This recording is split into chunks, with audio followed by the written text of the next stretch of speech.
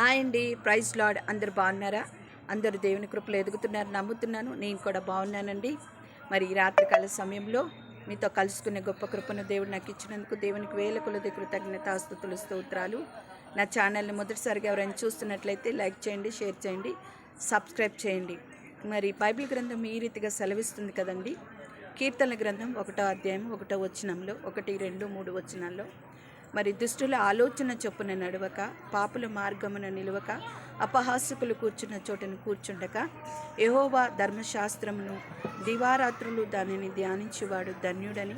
అతడు నీటి కాలువల యోరను నాటబడిన వాడై ఆకువాడక తన కాలమందు ఫలమిచ్చి చెట్టు వలె ఉండునని దేవుని వాక్యము సెలవిస్తుంది.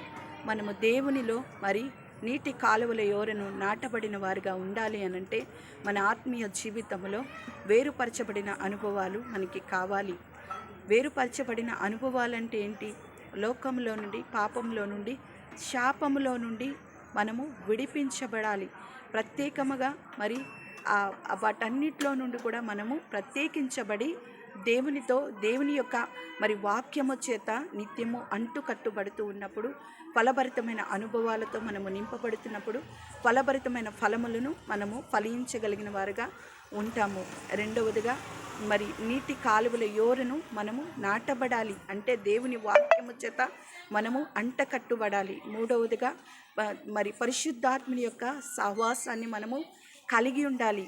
అప్పుడు మరి నాలుగవదిగా తన కాలమందు మరి దేవుడు ఫలమిచ్చే చెట్టుగా మనల్ని చేయగలిగిన వాడై ఉన్నాడు. కాబట్టి మన ఆత్మీయ జీవితంలో మనము ఎదగాలి అన్నప్పుడు మనము వేరుపరచబడిన అనుభవంలో మనము నిలిచినప్పుడు దేవుడు తప్పకుండా ఆయన కృపల చేత వర్ధిల్లింపచేసి అనేక